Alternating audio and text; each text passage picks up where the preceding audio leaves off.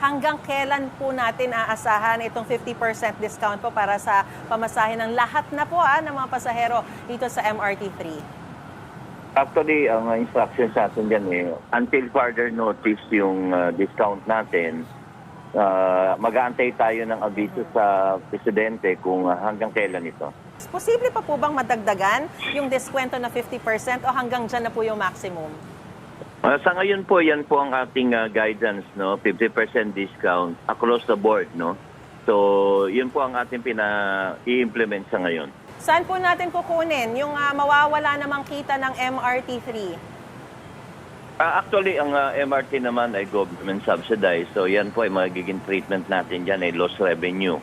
So, dun po ang ating treatment. At the same time, yan naman po, lahat ng koleksyon ng MRT po ay dire-diretso sa gobyerno.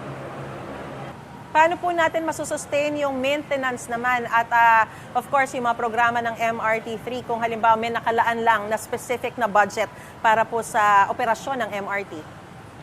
Ang maintenance po natin ay separate. Yan po ay nakakontrata sa Sumitomo at sa ngayon po ay under po yan ng ating rehabilitation and maintenance loan sa JICA. Sa ngayon po, iba po yun. Iba po yung budget dito sa maintenance natin at iba po naman yung budget na binibigay sa amin ng gobyerno sa operational expense po natin. Gaano kalaki yung inaasahan nating madaragdag sa ridership ng MRT at kaya po ba ma-accommodate lahat? Kasi of course on a daily basis medyo siksikan na rin po sa MRT.